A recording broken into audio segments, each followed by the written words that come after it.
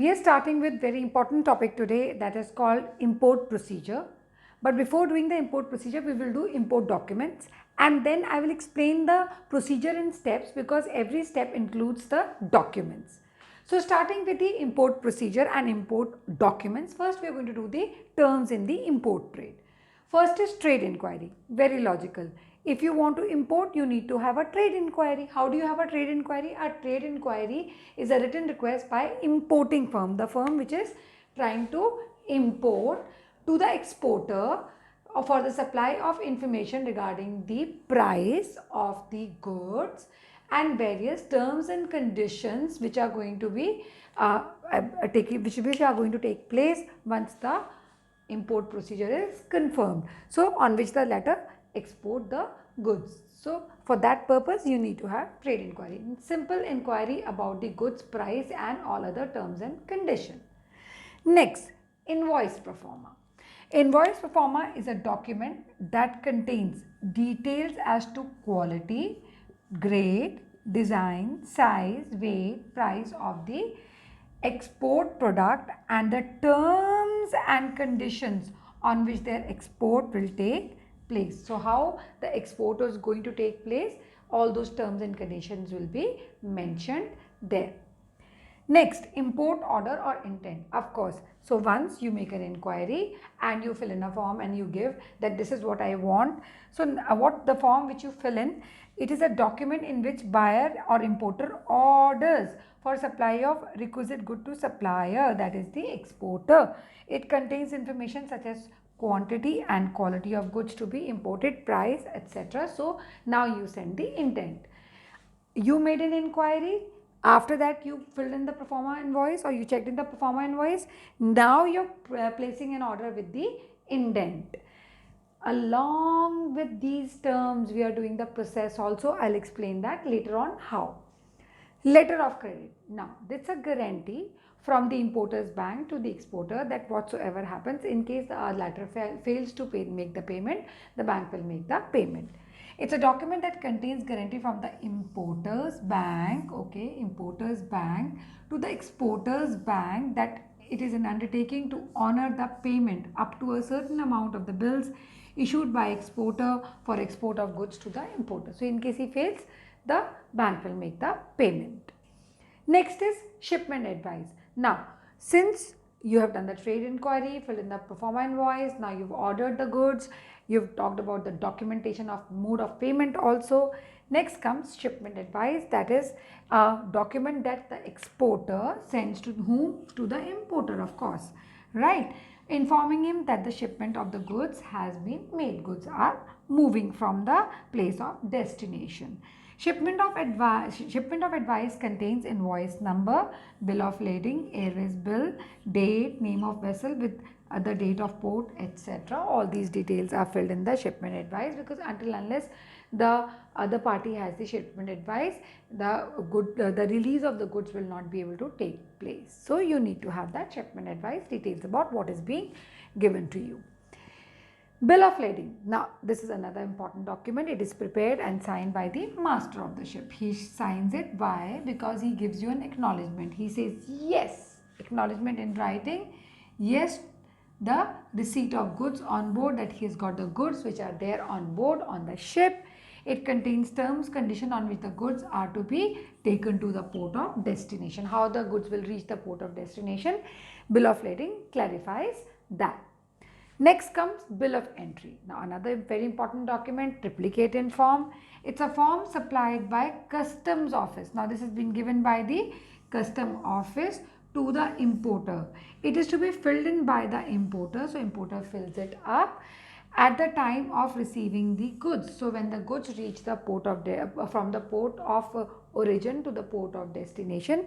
Now the bill of entry is form filled by the importer. It has to be in triplicate form, of course, yes, and is to be submitted to the customs office. The bill of entry contains information such as name and address of the importer's name, of the ship, number of package, etc. Everything clearly specified. These are 7 documents. There are 8 documents more. We will continue with the same in the next board.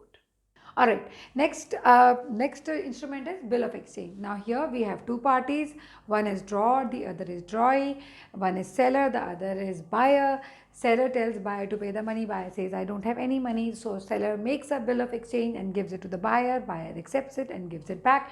You've already done that in your accountancy, same goes here. It's a written instrument whereby person issuing the instrument directs the other party to pay a specified amount to a certain person or a bearer of the instrument. So it's drawn by the exporter on the importer. It is of two types, side draft and the other one is usance draft. Okay, I forgot to underline the usance draft. Now, when we talk about side draft, it's a type of bill of exchange wherein the drawer of the bill of exchange instructs the bank to hand over the relevant document to the importer only against payment. So, once you make the payment, then only the things will be, the documents for release of goods will be handed over. Usance draft is a type of bill of exchange wherein the drawer of the bill of exchange instructs the bank to hand over the relevant documents to the importer only against the acceptance of bill of exchange. The moment the bill of exchange is accepted by the buyer and he gives it back to the seller, at that time only the documents are handed over. So these are the documents which actually we make payment through. Next comes imports general manifest. It's a manifest is a document that contains details of the imported goods. It is a document on the basis of which unloading of the cargo takes place at the port of destination, not the port of origin. Next is dot challan, not doc challenge, it is doc challan. So I've written it out here wrong. CHALLAN, doc challan. Doc charges are to be paid when all formalities of the customs are completed. While paying the doc dues, the importer or his clearing agent specifies the amount of doc dues in the challan or form which is known as doc challan. So next is doc challan, which we pay for the doc dues. Doc means where your cargo is unloaded. Alright, next we come to the import procedure. We start with the trade inquiry. We've already done that in the document. Next is procurement of import license, which you take from DGFT, Directorate General of Foreign Trade. Of course, yes, you take, or Regional Import License Authority, you take the import license from that. Then after obtaining that, you obtain foreign exchange because you have to trade in the foreign terms. So you need to have your foreign currency with you. Then you place the order, you be ready with everything. Then you obtain a letter of credit, that is we have already discussed in the document. Arrange for finance for the shipment part of it. Receipt of shipment advice, then you get the shipment advice. Why you get the shipment advice? Because all details are mentioned in the shipment advice. Unless shipment advice is received by you, you cannot release your goods. Retirement of import documents, then the import documents are given. Why? Because you have to release the goods. Arrival of goods, they come to the port of destination, and then custom clearance takes place. Now custom clearance takes place wherein you have to fill in few documents, like for example import general manifest you have to fill in, then you have to fill in the bill of entry, dock superintendent checks all the things, and then he asks for the release of the goods. So you can just generally explain this because already documents have been mentioned for you. This is the import procedure and we are going to do it simply like this. So many steps are there, 10 steps, and they are just exactly like you do your documentation. You just have to have logic with everything, whatever you're writing in the import procedure. Next we come to the export documents. Again, we'll do the export documents first and then we'll do the export procedure. Alright, next we are going to talk about this export procedure, and this is the second procedure in the international trade. When we talk about the export procedure, again, first we are going to learn the documents in export procedure. See, if you literally reverse the import procedure, it becomes the export procedure. The only thing is, there we are talking about in terms of importer and exporter. Here we are talking about the exporter and importer. So let's hear some documents out here. First is documents related to goods, and second is documents related to shipment, because ultimately it has to be exported. Export invoice is a seller's bill. Now this is given by the seller. So it says bill for merchandise, contains information about goods such as quantity, total value, number of packages. So it talks about quantity, total value of goods, number of packages, marks on packing, port of destination, name of ship, bill of lading number, it is number BER, terms of delivery and payment. So all these things are written on the export invoice. Next is packing list. Okay, packing list, what does it do? It is a statement of number of cases or packs which have been packed. Okay, and all details are contained in these packs. It gives details about the nature of goods which are being exported and the form in which these are being sent, how they are being sent, and how many packs are there. Next is certificate of origin. It is required. Why? Because sometimes you may not have good trade relation with the country, or while you're sending one thing from the place of origin to the place of destination, in between you may come across some countries where you don't have trade relations, so that kind of a certificate of origin is required to be shown. So this is a certificate which specifies a country in which the goods are being produced. Certificate entitles the importer to claim the tariff concession, first is that, and other exemptions. Apart from that, it is also required when there is a ban on import on certain goods from the selected countries. Some goods, the ban on import is also there, and some countries don't involve in such kind of trade relationships. Next, certificate of inspection. Now, for ensuring the quality, the government has made it compulsory for certain products that these be inspected by the authorized agency. It's very, very important because you have to come at par with the international standards. So, Export Inspection Council is there. We have this Council of India which does this all checking, and that's how the documents related to goods get over with. Next, document related to shipment are there. First of all, mate's receipt. It is issued by the commanding officer of the ship to the exporter after the cargo is loaded on the ship. Why? Because the mate's receipt indicates the name of the vessel, berth. Berth means the seat number, and the date of shipment. Description of packages, marks and numbers, condition of cargo at the time of receipt of board on the ship. So all these things are to be mentioned in the mate's receipt.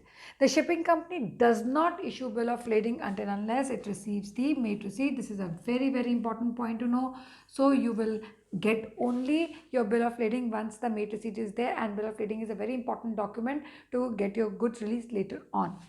Now, shipping bill.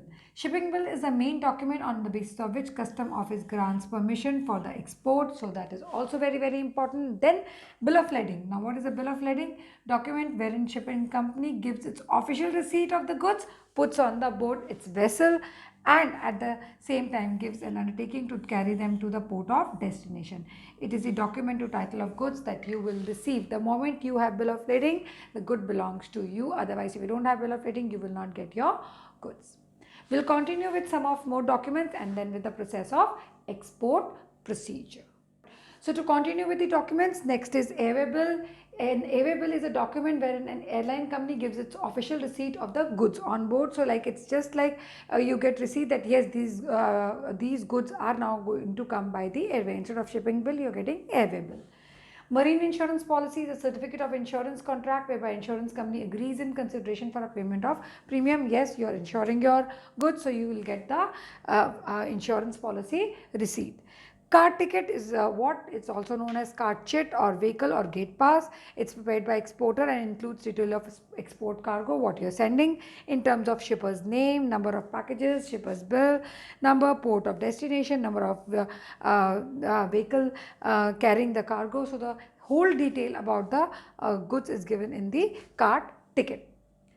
Now, there are certain documents related to payments. These are letter of credit, bill of exchange and bank certificate of payment. We've already done these two, and bank certificate of payment is like a certificate which says that yes, bank has received payment in lieu of whatever the transaction has taken place. Now, let's come to the export procedure, Procedure. Yeah. So, next is export procedure. When we talk about export procedure, first is a receipt of inquiry and sending quotation. So you inquire and you send the quotation that do you really want this? These are the quotation, these are the things which we have, price list is this is what all details are all about. Then you receipt of order or indent, then you get the order for the same thing. Assessing the importer's creditworthiness and securing a guarantee for payment. Then you assess that whether the importer can make the payment or not, and you just get a kind of guarantee for payment, of course through letter of credit. Obtaining or export license. Now you obtain or export license for your own firm so that you can start production. Obtaining pre-shipment finance from the bank, from your own wherever you are producing, you get the pre-shipment finance.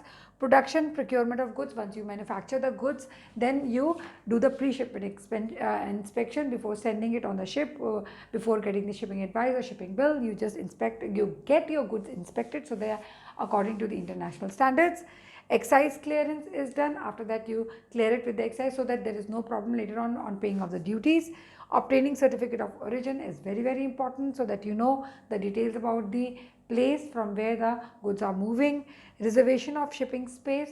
Now the space has to be reserved on the ship so that you know the berth number and all those details and number of packages which are being sent. Packing and forwarding. Next is you just simply, there are clearing and forwarding agents who help in the release of good at the time of import. Similarly, you pack and forward the goods so that these things are properly put in the order and sent to the port of destination. Insurance of goods is very, very necessary. Why? Because you need to pay. Marine insurance policy is the same thing. Why? Because you need to secure your goods in the transit. Custom clearance, and then the same way you have to clear your all details with the custom authorities so that the goods reach they get on the dock, and then they get on the shed, and then they get on the dock, and then they go to the person who's supposed to get the goods released. Obtaining mate's receipt, payment of freight insurance and bill of lading, preparation of invoice, and then the securing of payment. All these things are done in the export procedure. 1, 2, 3, 4, 5, 6, 7, 8, 9, 10, 11, 12, 13, 14, 15, 16, 17 steps are there for export procedure. The best way to learn export procedure is to use common sense. Once you know the documents, just write in your own words how the export procedure is going to take place. Nobody is asking you details about every step of procedure. Why? Because you just need to know the basics of how and what documents are required. That's a major thing which you need to know for either of the procedures. So that's all about export procedure. Next we come to is the last topic, that is WTO. So coming to the last topic of +1 syllabus and lots of happiness, starting with WTO, World Trade Organization. Just 3 questions on it. When was it founded? Where are the headquarters of World Trade Organization, WTO, and what are the objectives of WTO? Starting with, it was founded on 1st January 1995. Headquarters are in Geneva, of course, Switzerland, and that's my dream destination to go.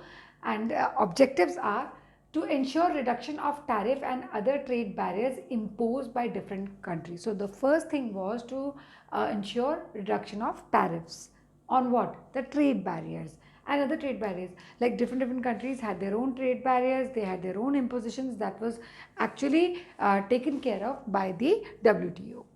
To engage in such activities which improve the standard of living, create employment. So first we talked about the standard of living. Of course, there's a marked change because of WTO's involvement. Standard of living has improved. Create employment, so a lot of employment generation for third world countries.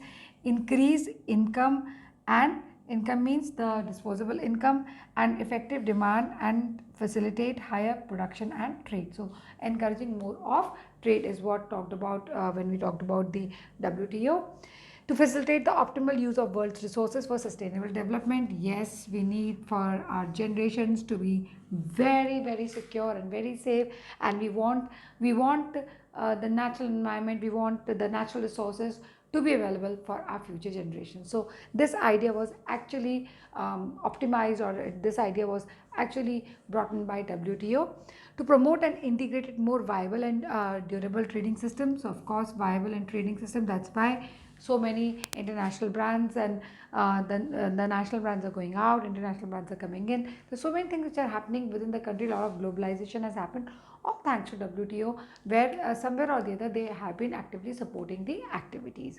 Now may not be directly related, but they have been supporting the activities by their different policies and regulations.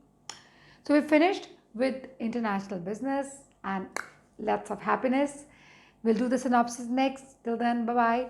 Tara. I think the Tara should be something a little crazier. Well, anyhow, enjoy yourself.